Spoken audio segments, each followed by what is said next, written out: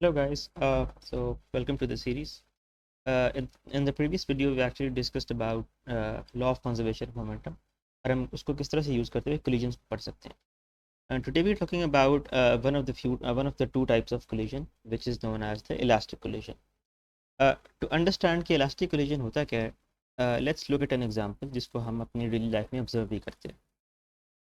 For example हमारे पास एक ball है एक्चुअली, और वो बॉल को हम एक्चुअली वर्टिकली नीचे गिराते हैं तो उससे होता क्या है कि हमने उसको बाउंस किया है against the ground, against this surface. होगा क्या कि हमने देखा है कि बॉल लेट से इस इनिशियल हाइट से हमने इसको ड्रॉप किया था, लेट्स कॉल दिस एच. जब हमने इस बॉल को एक्चुअली ड्रॉप किया था तो जब बॉल बाउंस करके वापस आता है तो वो अपनी इनिशियल हाइट के ऊपर ही वापस नहीं आता, बल्कि it actually falls short of this. Let's say उसने इस साइड से स्टार्ट किया था, तो लेकिन जब वो नीचे आके टकराता है इससे, तो actually when it goes back हम देखते हैं कि वो सेम हाइट को एक्चुअली अटेन नहीं कर पा रहा था.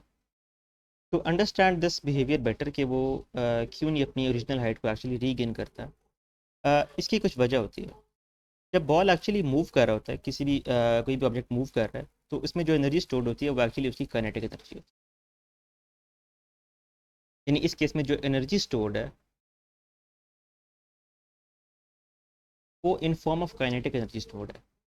लेकिन जब बॉल नीचे आता है और कलाइड करता है तो होता क्या है कि आपने अगर नोटिस किया होगा कि एक्चुअली जब बॉल एक बाउंस करता है तो उसकी कुछ आवाज़ आती है, इट मेक्स सम साउंड.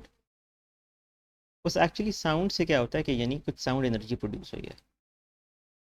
और सिमिलरली जब भी इस तरह का कोई कोलिजन हो रहा होता है एक्चुअली, जब आप इस किसी चीज़ को लेट्स से बाउंस करेंगे अगेंस्ट द सरफेस और वट और द ग्राउंड, कुछ हीट एनर्जी भी एक्चुअली प्रोड्यूस होती है. while this is not really observed, मतलब आप इसको नेकेड आई से देखें कि वो या ऑब्जर्व करें कि वो हीट एनर्जी है, लेकिन इट इज़ एक्चुअली प्रोड्यूस्ड. अब इस केस में देखें, टोटल एनर्जी जो होती है सिस्टम की वो तो हमेशा कंजर्व रहती है. This is one of the fundamental principles, right, कि एनर्जी हमेशा कंजर्व रहती है. उसकी एग्जांपल ऐसे है कि ये जो काइनेटिक एनर्जी थी ये एक्चुअली अब चेंज होके कुछ part of it remains kinetic, but now कुछ part of this energy is actually sound and some of it is actually heat. Now total energy तो सेम ही है. लेट्स से वी स्टार्टेड विद 10 जूल्स, तो अब इसका कुछ part let's say 8 kinetic energy में रह गया है, 1 goes to sound and 1 goes to heat, तो फिर भी टोटल तो 10 ही रहेगा. The total energy remains conserve. लेकिन kinetic energy itself was not conserve, क्योंकि काइनेटिक एनर्जी देखें, इसने कुछ पार्ट लूज कर दिया टू साउंड, कुछ पार्ट लूज किया टू हीट एनर्जी. तो काइनेटिक एनर्जी एक्चुअली चेंज्ड, क्योंकि वी सी कि it is not really gaining the same height again, क्योंकि it lost actually some part of energy. Kinetic energy changed actually. इसका ये मतलब नहीं है कि टोटल एनर्जी भी चेंज हो गई है या टोटल एनर्जी कंजर्व नहीं रही. इसका सिर्फ ये मतलब है कि जो kinetic energy part of that energy total energy था वो चेंज हुआ, उसमें चेंज आ गया. तो हम कहते हैं kinetic energy is not conserved in this specific case की हम बात करें, इज़ नॉट कंजर्व्ड, क्योंकि उसने कुछ part of kinetic energy lose किया है in form of sound and heat. तो एनर्जी की जो फॉर्म है उसमें चेंज आया. बट अगेन आई एम्फेसाइज कि total energy still remains conserved. जो सम है, जो एक्चुअली सम है साउंड का, हीट का एंड काइनेटिक एनर्जी का. और you can also include potential energy in this as well, maybe कोई हर्ष नहीं. एनीवेज, तो इस केस में हमने देखा कि हमारे पास एक ऐसा कोलिजन हुआ जिसमें काइनेटिक एनर्जी चेंज हो, ये कंजर्व नहीं रही. Such a collision is actually known as inelastic collision. Inelastic collision. So those cases where, or those collisions where the kinetic energy of the system that you are considering actually changes is such a collision, इसको हम categorize करते हैं as inelastic collision. And obviously तो इसका बिल्कुल अगर आप इसको inverse case देखें इसका, इसमें हम ये कह रहे हैं कि when the ball actually fell on this ground, actually no part of kinetic energy was changed to sound or heat. ऐसा कुछ भी नहीं हुआ. ना तो इस बॉल के गिरने से कुछ आवाज़ आई और ना इसने कुछ हीट प्रोड्यूस की upon the collision with the ground. तो ज़ाहिर है इस केस में चूंकि उसने एनर्जी को कन्वर्ट ही नहीं किया काइनेटिक एनर्जी से, तो जो बॉल होगा वो एक्चुअली अपनी ओरिजिनल हाइट को ही वापस गेन करेगा। एंड द रीज़न इज़ कि काइनेटिक एनर्जी एक्चुअली कंजर्व थी throughout the process. Kinetic energy में कुछ भी चेंज नहीं आया, all of that remained kinetic from the start to the beginning. इसकी एग्जांपल अगर आपने देखनी हो तो यू माइट हैव नोटिस कि अगर आप एक सॉफ्ट सा बॉल लें, उसमें नॉर्मली इस तरह से होता है कि जब वो कलाइड करता है तो साउंड एनर्जी में इतना ज़्यादा वो नहीं आता, it often actually bounces back to its original height as well. Anyways, तो इस तरह का जो कोलिजन होता है इसमें काइनेटिक एनर्जी कंजर्व रहती है, conserved. Such collisions are actually known as elastic collision.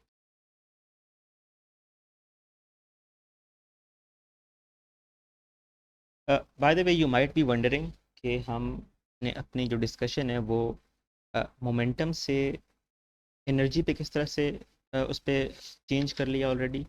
तो you might have already know कि जब भी हम मोमेंटम की बात करते हैं, momentum is defined as mass times velocity, right. और काइनेटिक एनर्जी को किस तरह से डिफाइन करते हैं? Kinetic energy is actually defined as half m v squared. Simply क्या करें, देखें, इस काइनेटिक एनर्जी को मैथ से मल्टीप्लाई भी करें और मैथ से डिवाइड भी करें। बाय द वे, हम अगर किसी चीज़ को उसी क्वांटिटी से डिवाइड भी करें, मल्टीप्लाई भी करें, तो it doesn't really change anything, क्योंकि ये कैंसिल होकर वन ही कर देते हैं। तो हम किसी भी चीज़ को वन से मल्टीप्लाई करें, doesn't really change anything. Anyways, तो हमने इसको मैथ से मल्टीप्लाई डिवाइड भी कर दिया, तो what we are left with is math और मैथ मल्टीप्लाई होकर मैथ स्क्वायर हो जाएगा, V square divided by 2m। You already notice कि M V is actually momentum, तो M square V square is simply momentum square over 2m। तो you know momentum तो हमेशा constant है, to भी कांस्टेंट है, और ये सारी टर्म एक्चुअली ई के इक्वल है। तो जो मोमेंटम होता है वो एक्चुअली प्रोपोर्शनल होता है to energy, kinetic energy specific.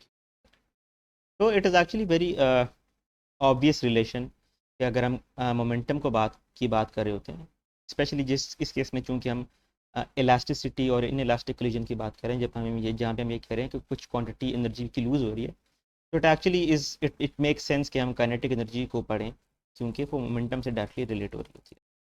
Anyways, let's look at an example of elastic collision, जिसमें हम ये पढ़ते हैं कि for example we have two objects और वो मूव कर रहे हैं एक डायरेक्शन में। तो in case of elastic collision, they collide with each other and that collision is elastic, तो वो behavior किस तरह का होगा? So imagine कि हमारे पास दो masses हैं, let's call this m1 और let's call this mass m2। m1 और m2 actually इस डायरेक्शन में ट्रैवल कर रहे हैं। तो m1 is moving with some velocity v1 और m2 is moving with some velocity v2 in this direction। हम ये स्पेसिफाई नहीं कर रहे कि m1 v1 m2 v2 की वैल्यू क्या है, क्योंकि हम एक आर्बिटरी, एक जनरल केस को लेना चाहते हैं। उसके बाद हम वैल्यूज को स्पेसिफाई बाद में कर लेंगे, लेकिन हम सिंपली एक जेनेरिक केस ले रहे हैं। इसमें m1 is travelling in this direction, m2 is travelling in this right direction as well, और m1 is moving with v1 and m2 is moving with v2। What happens is के इसके बाद m1 और m2 actually एक दूसरे के साथ collide करेंगे। There is some sort of elastic collision, हमने इलास्टिक कोलिजन को ही पढ़े। There is some sort of elastic collision between them. The total kinetic energies of the system does not change. Anyways, to really see कि ये behavior क्या था, let's formally define it. To write the from the conservation of momentum, हमें पता है कि m1 v1 plus m2 v2 is equals to m1 v1 dash, which we say as the final velocity, plus m2 v2 dash. Alright. हमें काम करते हैं, हम m1 वाली टर्म्स को इकट्ठा कर लेते हैं और m2 वाली टर्म्स को इकट्ठा कर लेते हैं। तो हमारे पास जो टर्म्स रह जाएंगी वो है m1 v1 minus m1 v1 dash is equals to m2 v2 dash minus m2 v2। Alright, यहाँ पे हमारे पास कॉमन आ रहा है, तो we simply take m1 is common, तो we are left with m1 common आएगा तो होगा v1 minus v1 primed or dash is equals to m2 times v2 dash minus v2. all right, let's save this equation for now. इसको हम tag कर लेते हैं as equation 1। लेकिन हम चूंकि अभी अभी हमने यहाँ पे कहीं पे भी स्पेसिफाई नहीं किया कि जो जो हम कोलिजन पढ़ रहे हैं वो एक्चुअली इलास्टिक कोलिजन है। हमें उस केस को एक्सप्लिसिटली डिफाइन करना पड़ेगा। ये जो भी कोलिजन थी ये एक्चुअली इलास्टिक थी। तो स्पेसिफाई कि हाँ ये जो कोलिजन हम पढ़े ये इलास्टिक है, हमने ऑलरेडी डिस्कस किया है कि इलास्टिक कोलिजन का जो एक वर्च्यू होता है वो ये होता है कि जो काइनेटिक एनर्जी होती है वो कंजर्व रहती है। तो अगर काइनेटिक एनर्जी कंजर्व रहती है तो इसका ये मतलब है कि kinetic energy of ball 1 initially plus kinetic energy of ball 2 initially, यानी before collision, by initially I mean before collision, वो बराबर होगी kinetic energy of ball 1 final plus kinetic energy of ball 2, right. इसका मतलब है कि ये काइनेटिक एनर्जी कंजर्व्ड है। दैट रियली स्पेसिफाइज कि हम इलास्टिक कोलिजन की बात कर रहे हैं। Anyways, let's just plug in the values. Kinetic energy की जो टर्म होती है वो simply 1/2 m1 v1 square plus ये है 1/2 m2 v2 स्क्वायर। ये इक्वल आएगा 1/2 m1 v1 प्राइम्ड का स्क्वायर, क्योंकि अब हम फाइनल वेलोसिटी की बात कर रहे हैं, प्लस 1/2 m2 v2।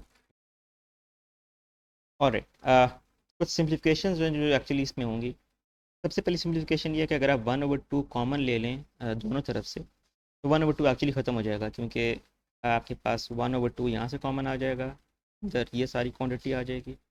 सिंपली 1/2 इधर से भी कॉमन आ जाएगा और वी लेफ्ट विद ये वाली क्वांटिटी। तो 1/2 एंड 1/2 वुड कैंसिल आउट, तो हमारे पास जो एक्सप्रेशन रह जाएगा वो एक्चुअली होगा m1 v1 squared plus m2 v2 squared is equals to m1 v1 primed का square plus m2 v2 primed का। एनीवेज, अगेन हम वही करेंगे कि हम जो सबस्क्रिप्ट 1 वाले हैं उनको इकट्ठा कर लेंगे और सबस्क्रिप्ट 2 वाले एक साइड पे इकट्ठा कर लेंगे। तो we would be left with m1 v1 squared minus m1 v1 primed का square which is equals to m2 v2 primed का स्क्वायर माइनस m2 v2 का square. Alright, again what we do is के यहाँ से m1 common आ जाएगा, यहाँ से m2 कॉमन आ जाएगा। We have m1 into v1 squared minus v1 primed का square equals to m2 and we would be left with v2 prime squared minus v2 squared. All right, so what we are left with is actually कि हम देखें ये जो formula है और ये जो फार्मूला है ये simply a square minus b square वाला फार्मूला है। नेट अगर आप इसको एक्सपैंड करेंगे तो उसकी वैल्यू आती है a plus b times a minus b. तो हम सिंपली इसको इस तरह से एक्सपैंड कर लेते हैं and we would be left with m1 times v1 plus v1 prime squares obviously into v1 squared minus v1 prime is equals to, on the other side we have, sorry हमने इसको गलत expand कर लिया है। जब हम expand करते हैं तो we are not using squares anymore. a plus b और a minus b simply, we are left with v1 plus v1 prime और v1 माइनस v1। सिमिलरली उस तरफ भी m2 times v2 prime minus v2 and v2 prime plus v2. All right, let's say this is equation 2। अब हम क्या करते हैं कि हम अपनी इक्वेशन 1 को एक्चुअली डिवाइड कर देते हैं, सॉरी इक्वेशन 2 को डिवाइड कर देते हैं with equation 1। We had equation 1 as, हमने ऑलरेडी देख चुके हैं, this was our equation 1 actually, this was the equation 1 which simply says m1 times v1 minus v1 prime and m2 times v2 dash minus। all right, so if we simply divide it, इसको मैं यहीं पे divide कर देता हूँ। We are actually dividing 2 by 1। So what we have is m1 times v1 plus v1 dash times v1 minus v1 dash equals to m2 times v2 dash minus v2 and v2 dash plus v2. जब हमने divide किया we are only left with equation one है, that was v1 minus v1 dash, और इस तरफ जो divide करने वाली टर्म थी वो actually it was m2 v2 minus v2 dash. ठीक, there is a lot of cancelling going on, m1 m1 से कैंसिल हो जाएगा, v1 minus v1 dash, v1 minus v1 dash से कैंसिल, एंड सिमिलरली यहाँ पे भी कैंसिल है. हमारे पास जो एक्चुअली जो क्वांटिटी रह गई है वो है v1 plus v1 prime is actually equals to v2 plus v2 prime. This is इसको हम कह सकते हैं कि ये एक्चुअली इलास्टिक कोलिजन की एक प्रॉपर्टी है. This is actually important to see at this point, क्योंकि हमने इलास्टिक कोलिजन का केस लेके चल रहे थे, तो ये जो एक्चुअली जो भी हमने इक्वेशन निकाली है ये इलास्टिक कोलिजन स्पेसिफिकली उसको डिस्क्राइब करती है. अब टू अंडरस्टैंड कि ये इक्वेशन एक्चुअली क्या कर रही है, सबसे पहले तो देखें कि if we really interpret this idea, it says कि कोलिजन से पहले जो बॉल वन की वेलोसिटी थी और कोलिजन वन की जो बॉल वन की वेलोसिटी थी, अगर आप उनको ऐड अप करें तो वो एग्जैक्टली उस टर्म की इक्वल होगी कि कोलिजन से पहले बॉल टू की वेलोसिटी क्या थी और कोलिजन के बाद बॉल टू की वेलोसिटी क्या होगी. And it obviously makes sense, क्योंकि हम काइनेटिक एनर्जी कंजर्व रहने की बात कर रहे हैं. तो अगर काइनेटिक एनर्जी कंजर्व्ड है तो फिर ज़ाहिर है जो उनकी जो सम ऑफ वेलोसिटीज़ होंगी वो भी कंजर्व रहेंगी. एनीवेज, इसको एक और देखने का तरीका है, वो ये है कि हम इनिशियल वाले एक तरफ ले लें और प्राइम्ड वाले यानी डैश वाले एक तरफ ले लें. This is actually equals to v1 minus v2 is equals to v2 primed minus v1 primed. या आप इसको इस तरह से लिख सकते हैं, अगर ऑर्डर स्विच ही करना है तो v1 minus v2 is equals to negative of v1 primed minus v2 primed. Alright, इस इक्वेशन को अगर आपने इंटरप्रेट करना है, इसका सिंपली मतलब ये होता है, देखें कि v1 माइनस v2 का मतलब होता है velocity of m1 with respect to m2. यानी अगर m2 इस तरह से मूव कर रहा था और m1 इसके पीछे पीछे मूव कर रहा था, तो m2 के रिस्पेक्ट से m1 की वेलोसिटी क्या थी, यानी m2 क्या नोट करेगा कि m1 किस वेलोसिटी से मूव कर रहा है, तो that is actually equals to v1 minus v2. तो इसका मतलब है कि velocity of m1 with respect to m2 actually. अगर आप इस चीज़ को एक्चुअली देखें तो फिर v1 माइनस v2 अगर तो एक पॉजिटिव क्वांटिटी हो ना, यानी v1 माइनस v2 अगर एक पॉजिटिव हो क्वांटिटी हो, यानी v1, तो इसका मतलब है कि v1 एक्चुअली बड़ा है और v2 एक्चुअली छोटा है. तो अगर v1 बड़ा है और v2 छोटा है, इसका मतलब है कि v1 एक्चुअली अप्रोच कर रहा है v2 की तरफ. तब जो मैस 1 है वो एक्चुअली चेज कर रहा है मैस 2 को. ये वाला लेट से a है, ये वाला लेट से b है, तो a is actually approaching b, यानी ए बी की तरफ मूव कर रहा है. This is before the collision bye the वे, क्योंकि हमने बिफोर द कोलिजन की बात कर रहे हैं, क्योंकि जो v1 माइनस v2 हैं ये अनप्राइम्ड वो हैं, इनके ऊपर मैंने डैश नहीं लगाया हुआ, ये सिंपली v1 माइनस v2 है. v1 माइनस v2 अगर पॉजिटिव होगा तो इसका मतलब ये है कि जो कोलिजन से पहले जो वेलोसिटीज़ हैं वो इस तरह से हैं कि a एक्चुअली b को अप्रोच कर रहा है. जाहिर है अगर एक कार मूव कर रही हो इस तरह से और एक इस तरह से आगे उसके आगे जा रही हो और पीछे वाली कार की वेलोसिटी ज़्यादा हो और अगली वाली की कम हो, तो जाहिर है जो पीछे वाली है वो अगली वाली कार को अप्रोच कर रही होती है, उसके करीब से करीब जा रही होती है. Anyways, so this is v1 minus v2 अगर पॉजिटिव हो तो वो एक्चुअली इक्वल आता है negative of v1 primed minus v2 prime के. ये एक्चुअली क्या है ये रहा होता है, या आप इसको देख लें v2 माइनस v1 प्राइम, इसको देख लें बेशक. ये एक्चुअली सिंपली ये कह रहा है कि ये जो वेलोसिटी है एक्चुअली जब कलाइड करेंगे ये आपस में, तो कोलिजन के बाद जो वेलोसिटी का चेंज आएगा दोनों दोनों मैसेज के अंदर, वो इस तरह से आएगा कि अब हमारे पास जो टर्म आएगी वो आएगी v2 dash minus v1 dash, v2 dash minus v1 dash.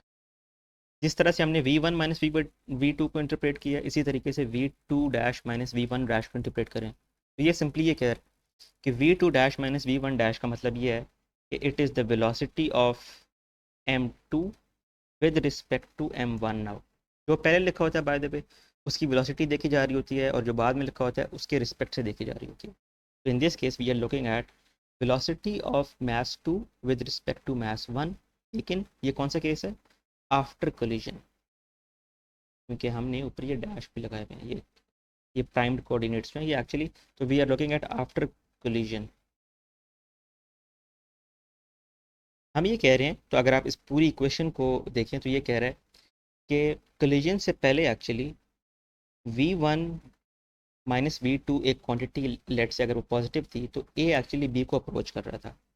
लेकिन जब A B को अप्रोच कर रहा था और उसने अप्रोच कर लिया और अब वो कोलाइड कर गए हैं, यानी लेट से इस पॉइंट पे वो कोलाइड कर गए हैं, तो अब A और B के दरमियान मोमेंटम ट्रांसफ़र इस तरह से होगा कि अब B की स्पीड इंक्रीज़ हो जाएगी, यानी अब B की स्पीड V2 एक्चुअली इंक्रीज़ हो जाएगा और V1 डिक्रीज़ हो जाएगा।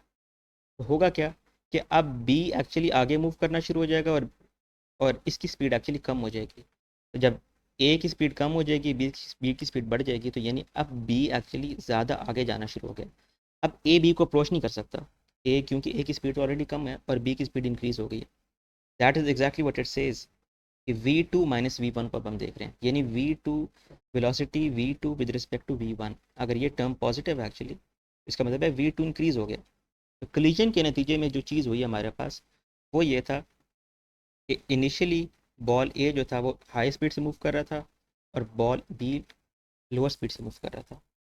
लेकिन जब ये कोलाइड कर गया आपस में, तो अब बॉल ए कम स्पीड से मूव कर रहा है, लेस स्पीड से मूव कर रहा है, और ball B actually high speed से मूव कर रहा है। और उसको हमने देखा कैसे, कोई देखें, ये नेगेटिव साइन जो हमने देखा, ये उस नेगेटिव साइन की वजह से, यानी अब हम एक्चुअली ये कह रहे हैं कि पहले ए बी को अप्रोच कर रहा था, लेकिन ये नेगेटिव साइन ये सजेस्ट करता है कि कोलिजन के बाद एक्चुअली बी दूर जा रहा है और ए उसको अप्रोच नहीं कर पा रहा, यानी there actually going away in this case.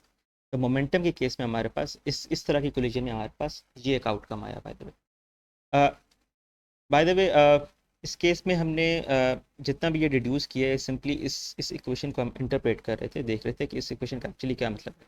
और हमने ये भी जूम किया था कि V1 माइनस V2 एक पॉजिटिव क्वांटिटी हो, और V2 dash minus V1 dash ये, या फिर ये वाली क्वांटिटी भी पॉजिटिव हो। तो जब ये सारी क्वांटिटीज़ पॉजिटिव होंगी, तो फिर ये वाली इंटरप्रिटेशन हमारे पास एक्चुअली इस तरह से देखी जाएगी कि कोलिजन के बाद हमारे पास जो स्पीड्स हैं वो एक्चुअली स्विच हो गई हैं। अब ये समझ लें स्पीड स्विच हो गई हैं, पहले ए हायर स्पीड से मूव कर रहा था, बी लोअर से मूव कर रहा था, तो अब बी हायर से करेगा और ए लोअर स्पीड से मूव करेगा। बाय द वे इसका ये मतलब नहीं है कि काइनेटिक एनर्जी कंजर्व नहीं है। काइनेटिक एनर्जी टोटली हमने देखना होता है कि टोटल काइनेटिक एनर्जी कंजर्व है या नहीं है, यानी before collision and after collision. तो काइनेटिक एनर्जी, अब यू माइट बी थिंकिंग कि चूंकि स्पीड चेंज हो गई हैं तो काइनेटिक एनर्जी कंजर्व नहीं है। स्पीड चेंज हुई है लेकिन वो स्विच हो गई हैं, जाहिर है। मतलब if A was first moving with higher speed and B was moving with lower speed, अब बी हायर स्पीड से मूव कर रहा है, ए लोअर स्पीड से मूव कर रहा है, लेकिन इन दोनों को ऐड करें अगर आप, तो दोनों का आंसर सेम आता है। This is exactly what we had written here as well by the way. ये जो क्वांटिटी है, दिस एग्जैक्टली सेज दिस कि जो कोलिजन से पहले की स्पीड को अगर आप ऐड करें, ये वो एग्जैक्टली कोलिजन के बाद की स्पीड्स होंगी। मतलब जैसे हमने एक्चुअली देखा था इस केस में, ये पता, लेकिन साइन उसका रिवर्स हो जाएगा। और साइन रिवर्स होने का मतलब हमने ऑलरेडी देखा है, साइन रिवर्स होने का मतलब ये है कि वो फ्लिप हो गए हैं, स्विच हो गए हैं। एनीवेज हमारे पास ये हमने यहाँ तक देख लिया। Now it is actually useful कि जब भी हम कोलिजन्स की बात कर रहे होते हैं, तो हमें कुछ क्वांटिटीज़ ऑलरेडी पता होती हैं। फॉर एग्जांपल M1 हमें पता होता है, M2 पता होता है, इनिशियल स्पीड्स पता होती हैं, यानी जिससे कोलिजन से पहले मूव कर रहे होते हैं, which is V1 and V2। जो क्वांटिटीज़ हमें अननोन होती हैं इस तरह के केसेस में, वो ये है कि V1 प्राइम्ड क्या है और V2 प्राइम्ड क्या है। These are actually the unknowns. How do we calculate these unknowns, हम इसको नेक्स्ट सेक्शन में ये देखते हैं कि how do we actually get to define these quantities in terms of these knowns already. All right, so let's see it in next section. मैंने यहाँ पे कुछ रिजल्ट्स मेंशन किए हुए हैं। ये जो ए है this is simply the law of conservation of momentum, और जो बी है वो हमने इलास्टिक कोलिजन से जो रिजल्ट निकाला था कि जो वेलोसिटीज़ हैं वो बिफोर और आफ्टर कोलिजन किस तरह से रिलेट होती हैं जैसे हमने फाइंड ये करना था कि v1 प्राइम की क्या वैल्यू होगी यानी आफ्टर कोलिजन वेलोसिटी क्या होगी, और v2 प्राइम की वैल्यू क्या होगी। मैं किसी एक के लिए सॉल्व करूँगा and you can do the same for the other as well. ये रिज़ल्ट एक्चुअली आपको एज इट इज़ मिल जाएंगे, but I just want you to practise it कि हम किस तरह से निकालते हैं। मैं जो एक निकालूंगा वो एग्जैक्टली सिमिलर मेथड से आप उसको दूसरे के लिए सॉल्व कर सकते हैं। तो let's say I work it out for v2 prime. मैं v2 प्राइम की वैल्यू निकालता हूँ एंड सी के what is the velocity of ball two after collision actually. Anyways so let us start with this equation b। इस इक्वेशन b में देखें v2 prime की वैल्यू है, तो हम इसको क्या करते हैं कि v2 प्राइम के लिए आइसोलेट कर लेते हैं, यानी v2 प्राइम एक तरफ कर लेते हैं, बाकी सब एक तरफ कर लेते हैं। तो according to equation b from b v2 primed is equals to v2 primed है इसको यानी आप इस तरफ ले जाएंगे v1 प्राइम को, we are left with v1 minus v2 plus v1 prime. ठीक, let's call this as c। अब हम करते क्या है कि एक्चुअली इस v2 प्राइम की जो डेफिनेशन है इसको let us use in equation A, जहाँ पे हमने एक्चुअली कॉन्जर्वेशन ऑफ मोमेंटम से इनका रिलेशन डिफाइन किया हुआ ऑलरेडी। तो what I am doing is के using C and A, so doing this would lead us to mv1 plus m2v2 and we are actually left with m1 v1 dash plus m2 v2 dash value हमने already check कर लिया कि उसकी value हमने ये निकाली and turns out to be v minus v2 plus v1 dash. इसको simply इसको एक्सपैंड करते हैं further, turns out to be m1 v1 plus m2 v2 is equals to m1 v1 dash plus m2 v1 minus m2 v2 plus m2 v1 dash. Alright, note हम interested हैं actually किस quantity में, v1 dash में interested है, तो हम v1 dash को separate कर लेंगे, बाकी सबको दूसरी तरफ ले जाएंगे। तो हम करने क्या लगे हैं कि हम जितने भी v1 डैश वाली क्वांटिटीज़ हैं उनको एक तरफ रखेंगे और बाकी जितनी हैं उन सबको दूसरी तरफ ले जाएंगे, क्योंकि हमें we have to solve for v1 prime या v1 डैश, राइट। तो हमारे पास ये हो जाएगा m1 v1 plus m2 v2, ये वाली जो क्वांटिटी है ये भी उस तरफ आ जाएगी, we are left with minus m2v1। Similarly ये वाली क्वांटिटी भी दूसरी तरफ चली जाएगी, plus m2v2 is actually equals to we have m1 v1 primed plus m2 v1। Alright, हमने यहाँ पे कुछ सिंप्लिफिकेशन कर लिए हैं, v1 प्राइम वाली सारी क्वांटिटीज़ एक तरफ हो गई हैं और v2 वाली एक तरफ हो गई हैं। There are actually a lot of further simplification जो हम यहाँ पे कर सकते हैं। फॉर एग्जांपल हम m1 वालों को एक्चुअली आपस में ऑलराइट हमारे पास एक्चुअली है m2v2, ये भी m2v2 है, तो ये हो जाएगा m1v1 plus 2 times m2v2, 2 times m2v2। और थर्ड जो क्वांटिटी है वो है हमारे पास माइनस m2v1, और ये इक्वल है, यहाँ से आप v1 प्राइम को कॉमन ले लें, this is m1 plus m2। Alright, further again हम इसको और सिंप्लीफाई कर सकते हैं, कैसे देखें, ये v1 वाली क्वांटिटी है, ये भी v1 वाली है, इसको ऐड कर लेते हैं तो ये हो जाएगा v1 अगर कॉमन आया यहाँ से तो ये हो जाएगा m1 minus m2 plus 2 times m2v2 is equals to v1 prime m1 plus m2। Alright, now we have done all of the simplifications ये यहाँ पे मल्टीप्लाई हो रहा है, इसको सिंपली यहाँ पे डिवाइड कर दें, तो we would be left with v1 prime is equals to 2m2v2 divided by m1 plus m2। मैंने इस m1 m2 को यहाँ पे आके डिवाइड किया बाय द वे, और v1 times m1 minus m2 divided by m1 plus m।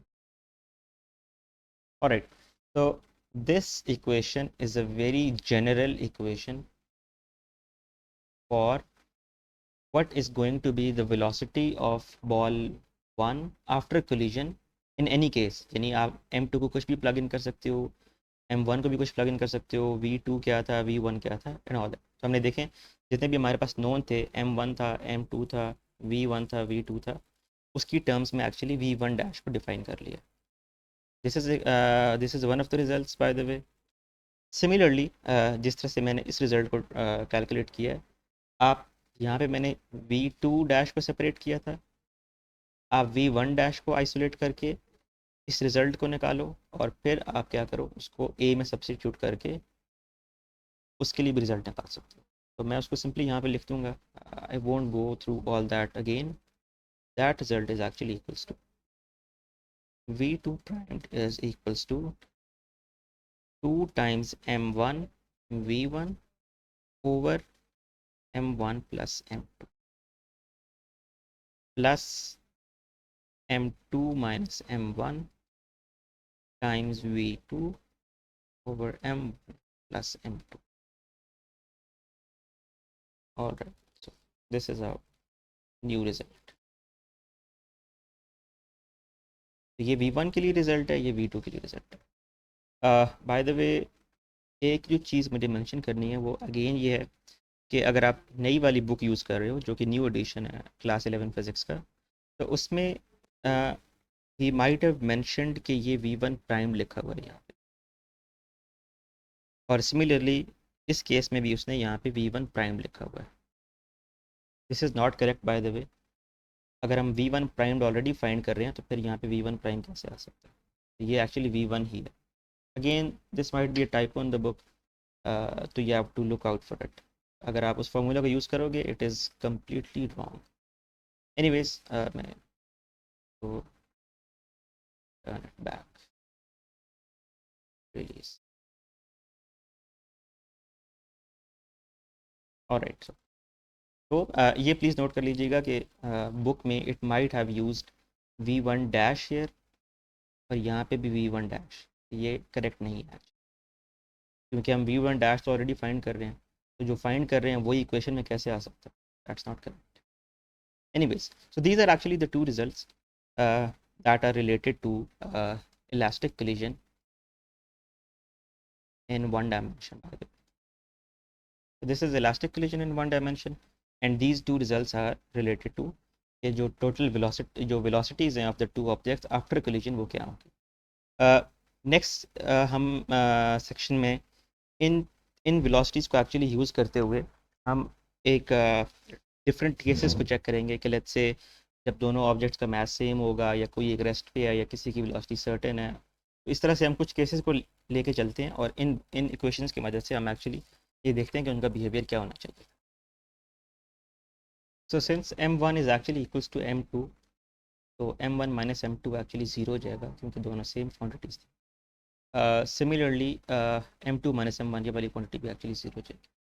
तो v1 prime जो जिस चीज़ की इक्वल आएगा, it is simply 2 times m2 over m1 plus m2 times v2, right.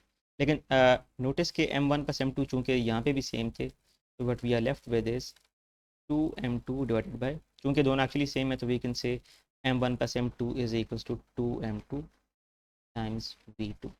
ये दोनों फिर कैंसिल हो जाएंगे, we are only left with v1 prime is equals to v2। इसे v1 prime is equal v2। अगर v2 प्राइम को देखते हैं वो क्या था, तो ये वाली क्वांटिटी चूँकि सारी ज़ीरो हो गई थी due to m2 minus m1, same quantities थी। अगेन यहाँ पे भी वही होगा, we have 2m1 divided by m1 plus m2, क्योंकि दोनों सेम थे, तो इसे कि ये सिंपली इक्वल्स टू 2m1 है, और यहाँ पे v1। ये कैंसिल हो जाएगा and we are left with v2 prime is equals to v1। तो जो रिजल्ट हमारे पास आया है वो है कि v1 prime is equals to v2 और v2 prime is equals to 1। Notice कि there is nothing much interesting about it. Simply हो क्या रहा है कि v1 की जो यानी ऑब्जेक्ट ऑफ मास 1 की जो नई वेलोसिटी है वो ऑब्जेक्ट ऑफ मास 2 की पहले वाली वेलोसिटी के इक्वल आ गया, और जो ऑब्जेक्ट 2 की नई वेलोसिटी है वो ऑब्जेक्ट 1 की पुरानी वेलोसिटी से आ गया। तो सिंपली हम क्या कह रहे हैं कि जो वेलोसिटीज़ हैं वो स्विच हो गई। velocities have switched simply। जो v1 की पहले वेलोसिटी थी अब वो v2 की हो गई है, जो v2 की पहले थी अब वो v1 की हो गई है। इसको हमने ऑलरेडी पिछले सेक्शन में इसको डिटेल में देखा है इसका क्या मतलब था।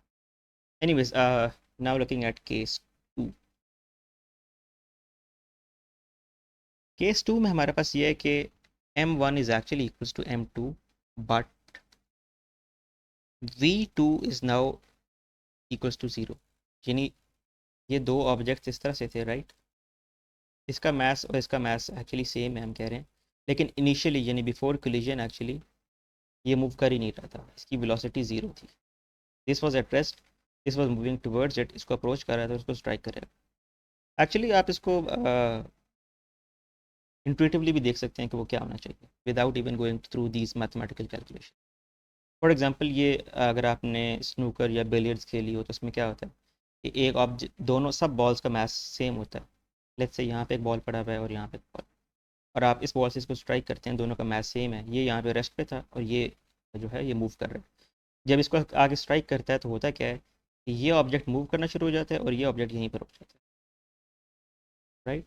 तो this is exactly that kind of scenario कि m2 और m1 का मैच सेम है, लेकिन अभी जो m2 है वो इनिशियली एट रेस्ट है but m1 is moving towards it. Let's actually verify it as well. यानी इंट्यूशन वाइज हमने देख लिया कैसे होता है, लेट्स वेरीफाई इट कि ये वाकई इसी तरह से होता है। तो उसी उन्हीं इक्वेशन में हम वैल्यूज़ प्लग इन करते हैं। तो let's plug in the values here. जैसे हमने पहले देखा था कि चूंकि m1 और m2 इक्वल हैं तो m1 माइनस m2 वाली सारी टर्म एक्चुअली 0 हो जाएगी। This term cancels out. इस केस में we are left with 2m2 over m1 plus m2। लेकिन नोटिस के हमने कहा था कि v2 भी एक्चुअली 0 है इनिशियली, ये वाली सारी टर्म भी 0 हो जाएगी। तो v1 primed is now equals to 0। Let's look at the other कि अब v2 प्राइम की वैल्यू क्या होगी। तो हमने ऑलरेडी देखा कि v2 एक्चुअली सारा 0 है क्योंकि v2 was 0 initially, and we have m1 plus m2। इसको हमने ऑलरेडी पहले भी लिखा था कि 2m1 over m1 plus m2 का मतलब है कि वो चूँकि सेम थे तो ऐड हो जाएंगे, तो we are left with 2m1 times v1। ये भी कैंसिल हो जाएगा, we are left with v2 prime is equals to v1। तो जो अगर रिजल्ट को अगर आप लिखेंगे तो that is simply v1 prime is equals to 0 and v2 prime is equals to v1 exactly as we had imagined कि वो कैसा होगा कि इस बॉल ने लेट से जो पहले रेस्ट पे था और दूसरा मूव कर रहा था, इसने इसको आगे स्ट्राइक किया, तो एग्जैक्टली जब इसको स्ट्राइक करेगा तो एक खुद बॉल यहाँ पे रुक जाएगा और ये वाला बॉल एक्चुअली इसी पहले वाले बॉल की स्पीड से आगे मूव करना शुरू हो जाएगा।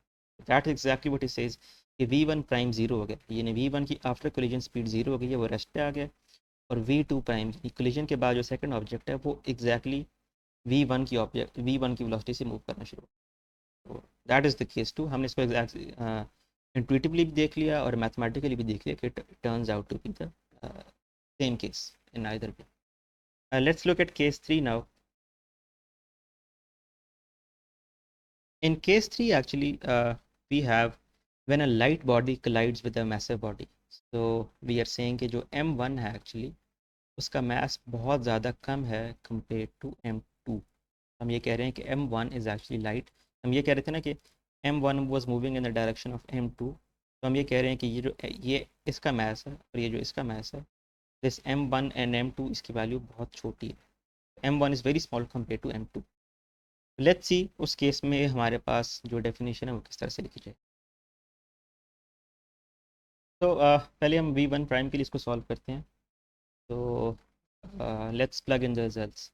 हम ये कह रहे हैं कि m1 is very smaller compare to m2, right. To solve it actually देखें, जब भी आपके पास एक बहुत छोटी क्वांटिटी होती है, जैसे m1 है, फिर आगे पास एक, in fact let's consider some numbers. एक नंबर है 1000 और एक नंबर है 1। 1 is very small compare to 1000, right. तो जब आप इनको ऐड करते हैं तो इसका आंसर आएगा 1001। लेकिन ये जो आंसर आया ये एक्चुअली इस 1000 से को बहुत डिफरेंट नहीं है। मतलब एक्चुअली आप इस 1 को इग्नोर भी कर सकते हैं, नेग्लिजिबल है। आप इन दोनों को ऐड भी कर देते तो इनका जो इफेक्ट होता है वो नेग्लिजिबल होता है। तो जब भी आप एक केस ले रहे हैं जिसमें M2 is let's say very heavier compare to M1, तो फिर आप M1 को टोटली इग्नोर करते हैं क्योंकि उसका जो इफेक्ट होता है वो बहुत नेग्लिजिबल होता है। फिजिक्स में it is very common practice by the way कि whenever you are dealing with such a case जहाँ पे एक ऑब्जेक्ट का मास दूसरे से बहुत ज़्यादा हैवी हो, तो instead of actually adding them together हम उसको कम्प्लीटली इग्नोर कर देते हैं छोटे वाले को। तो हम उसको एक्जैक्टली यहाँ भी ऐसे ही करेंगे। V1 dash is equals to M1 को हमें इग्नोर करना है, तो ये सिंपली माइनस M2 है, ये वाला सिंपली M2 है, और this is plus 2M2 divided by M1 plus M2। हमने M1 को इग्नोर करना है, हमारे पास M2 आ जाएगा। All right, so what we really have is कि हमारे पास, अच्छा बाय द वे इस केस में भी हमारे पास फर्दर हम इस तरह से इमेजिन कर सकते हैं कि जो भी हम केस ले रहे थे जिसमें एक लाइटर बॉल हेवियर से कलाइड कर रहा है, यू कैन इमेजिन कि या तो लाइटर बॉल जो है वो एक्चुअली जब मूव कर रहा है तो हैवियर बॉल भी एक्चुअली उसकी तरफ मूव कर रहा है, या फिर आप इस तरह समझ लें कि जो हैवियर बॉल है वो एक्चुअली रेस्ट पे था, तो सिंपली एट रेस्ट, ये एज इट इज़ पड़ा हुआ था, और जो लाइटर बॉल है इसके साथ आके कलेक्ट करेगा। Let's look at this example जिसमें वो रेस्ट पे है हैवियर बॉल, लाइटर बॉल उसकी तरफ मूव कर रहा है, तो मतलब ये जो V2 वाली टर्म है ये एक्चुअली मैं कह रहा हूँ कि ज़ीरो है, क्योंकि V2 is zero.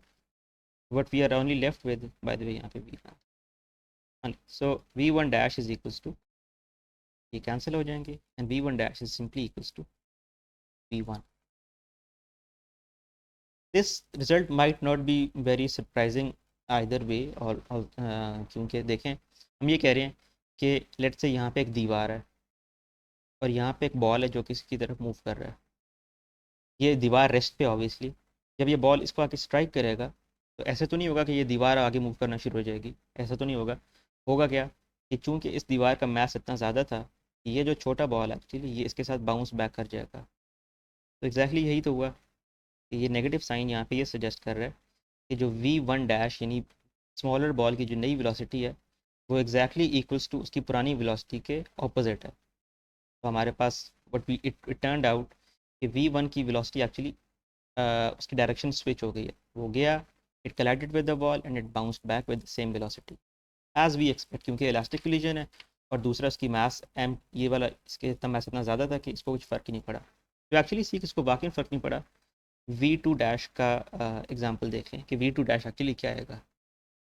V2 dash का फॉर्मूला ये होता है कि वो होता है 2M1 M1 plus M2 times V1 plus M2 minus M1 over M1 plus M2 times V2। और स्ट्रेट ऑन हम पहले ही कहा था कि जो बड़ा मैस है M2 वो रेस्ट पे है, तो V2 ज़ीरो हो जाएगा, तो ये सारी क्वांटिटी सिर्फ ज़ीरो हो जाएगी। लेकिन इस क्वांटिटी को हमें आप देखना है, यानी V2 चलिए, तो व्हाट वी हैव इज़ के 2M1, लेकिन मैंने पहले बोला था 2M1, आपने M1 को इग्नोर करना है क्योंकि M1 is far smaller than M2 actually. लेकिन लेट्स इसको पहले एक दफ़ा लिखते हैं फिर इसको देखते हैं। We are left with 2M1, नीचे M1 प्लस M2 है, लेकिन जो 1000 प्लस 1 वाली एग्जांपल थी अगर आप उसको कंसिडर करें तो आप M1 को एक्चुअली इग्नोर कर सकते हैं। We are left with M2 और times M1 actually sorry V1। अब हमारे पास इसको सॉल्व करने का देखें आप, सबसे पहले मैंने बोला था कि M1 is far smaller than M2, तो अगर आप एक स्मॉलर क्वांटिटी को लार्जर क्वांटिटी से डिवाइड करते हैं तो आंसर क्या आता है। फॉर एग्जांपल 1/1000 अगर करें तो आंसर क्या आएगा 0.001। तो एक स्मॉलर क्वांटिटी को बड़ी क्वांटिटी से डिवाइड करने से आंसर एक्चुअली बहुत छोटा आता है। तो इसी वजह से चूंकि आंसर बहुत छोटा है एक्चुअली, तो विद द सेम रीज़न हम 2M1 ओवर M2 को एक्चुअली कह सकते हैं कि ये quantity it goes to zero. तो जब ज़ीरो से मल्टीप्लाई होगा V1 it goes to zero, तो V2 dash is equals to zero. This is just one way of saying the wall won't really start moving. v2 dash की जो velocity है वो actually zero है। और उसकी वजह ये है कि जो हमने निकाला है कि v2 डैश वो एक्चुअली इतना हैवी था कि लाइटर ऑब्जेक्ट ने उस पर इतना इफेक्ट डाला ही नहीं, खुद बाउंस बैक हो गया, बॉल मूव नहीं करेगी। That's what it exactly says कि after collision the ball two would not move, which is v2 dash equals to actually zero. Anyways, तो अगर आप देखें ये m1/m2 की जो रेशो थी, इसमें अगर आप m2 को जितना ज़्यादा बढ़ाते जाएंगे ये क्वांटिटी उतना ही ज़्यादा ज़ीरो की तरफ जाती जाएगी। यानी लेट्स से फिर ये ऐसे हो जाएगी, अगर m2 की वैल्यू 10,000 होती या 100,000 होती फिर वैल्यू बहुत ज़्यादा छोटी हो जाती। तो देखें अभी भी इवन इस केस में भी 2 डेसिमल बेसिस तक तो ये ज़ीरो ही है। दैट्स वाई वी एक्चुअली से कि v2 की जो वेलोसिटी है, फाइनल वेलोसिटी यानी after collision, it is actually equals to zero. Alright, so you could also, by the way, independently check out the case जिसमें v2 ज़ीरो ना हो। You can really check out the case as well। उसमें उस case में इसमें भी you will notice कि को बहुत डिफरेंट रिजल्ट्स आपको नहीं मिलेंगे, या बहुत सरप्राइजिंग रिजल्ट्स नहीं मिलेंगे। Anyways, we have the last case, case 4।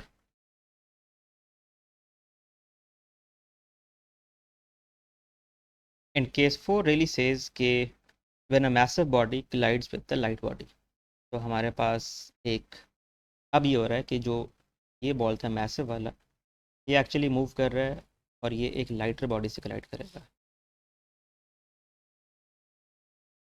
Let's say this is m2, this is m1। m1 का एक्चुअली मास बहुत ज़्यादा है कंपेयर टू m2। अगेन हम जो केस एक्चुअली ले रहे हैं उसका बेटर केस ये है कि हम कंसिडर करें कि v2 इनिशियली रेस्ट पे था, v2 is not moving at all, v2 is actually equals to zero, यानी this ball is at rest, it is a very small ball compare to this ball, and what we say is कि ये बहुत heavy ball actually approach कर रहा है and it collides with a very light ball. You can again intuitively think कि एक बहुत heavy object है जो कि मूव कर रहा है और यहाँ पे एक बहुत छोटा सा ऑब्जेक्ट पड़ा हुआ है। जब ये इसको स्ट्राइक करेगा तो होता क्या है कि इस बड़े बॉल को कोई फ़र्क नहीं पड़ता, it keeps on moving as it is, लेकिन अब इस छोटे बॉल को इतना फ़र्क पड़ता है कि it also starts moving as well. That's what we will exactly see कि छोटा बॉल भी एक्चुअली मूव करना शुरू हो जाएगा, it was initially at rest, and the bigger ball actually does not see much of difference in either अपनी velocity में। Alright, so let's see that case. So let's plug in the values हमारे पास। अच्छा, इस case में हम देखें, हम ये कह रहे हैं कि चूंकि m1 is far greater than m2, तो अब हम m2 को इग्नोर करेंगे बाय द वे, क्योंकि m1 is now very large. तो व्हाट वी से इज़ के v1 dash is equals to, यहाँ पे m2 को इग्नोर करेंगे विच इज़ सिंपली m1, यहाँ पे भी m2 को इग्नोर करेंगे तो we are only left with m1 times v1 plus 2 times m2 over m1 plus m2। लेकिन हमने बोला था कि जो स्मॉलर बॉल है एक्चुअली वो मूव नहीं कर रहा है इनिशियली, तो v2 ज़ीरो होगा, तो ये सारे this whole term will go to zero. तो हमारे पास we only left with m1 से कैंसिल हो जाएगा, and so v1 dash is equals to v1। This says that the heavier ball does not really see any kind of change in its behaviour, यानी जो heavier ball actually move कर रहा था वो एक लाइटर बॉल से जब collide करेगा जो इस हैवियर बॉल को कुछ भी नहीं होगा, it keeps on going in its own direction. That's what it exactly says कि after the collision the new velocity of mass 1 is equals to the same old velocity v1। पहले वो v1 से move कर रहा था, collision के बाद भी इसी स्पीड से मूव कर रहा है। That's what we expected, right. Let's look at the other case, इसमें हम इस छोटे बॉल की वेलोसिटी को देखेंगे, यानी we are looking at the case of v2 dash. v2 dash का एक्चुअली फार्मूला ये है 2m1 और m1 plus m2 into v1 plus m2 minus m1 over we have m1 plus m2 times v2। Alright, plugging in the values here, we already know कि हमें m2 को ignore करना है क्योंकि it's very small। We are left with 2 times m1 over m2 ignore होगा तो we only left with m1 times v1 plus we already said कि v2 is not moving with any speed initially, so this whole term actually goes to 0। So what we are left with is v2 dash is equals to, ये m1 m1 से cancel हो जाएगा, आ जाएगा 2v1। This is actually interesting, क्योंकि now we से कि जो छोटा बॉल एक्चुअली वो twice the speed of ball one move करना शुरू हो जाएगा। यानी ऑब्वियसली ये जो हैवियर ऑब्जेक्ट था ये किसी स्पीड से मूव कर रहा था, इसने आके इस छोटे ऑब्जेक्ट को हिट किया। ज़ाहिर है चूँकि इसका मास इतना कम था, इसका मास इतना ज़्यादा था कि हुआ क्या कि ये जो छोटा ऑब्जेक्ट था एक्चुअली इतनी ज़्यादा स्पीड से मूव कर रहा है कि it is twice the speed of v1 now. It makes sense obviously. तो ऑलराइट, सो हमने डिस्कस किया कि केस 4 में एक्चुअली जो मास 1 है वो अपनी ओरिजिनल स्पीड से मूव करेगा, क्योंकि v1 dash is equals to v1 and v2 dash is equals to 2 times the v1, यानी वो ट्वाइस स्पीड से मूव करेगा। So I think this was it. We have discussed elastic collision in extreme detail. We started off with the conservation of kinetic energy. हमने कुछ results को derive किया जो कि after the collision की velocities को describe करते हैं, और उसके बाद we looked at certain cases. हमने 4 cases देखे और हमने देखा कि उसमें behavior क्या होगा. This all was related to elastic collision जिसमें kinetic energy conserve रहेगी. Anyway, so I hope it was really helpful in sense कि हम उसको बहुत डिटेल में देखा है. So see you in the next video which is about inelastic collision in one dimension.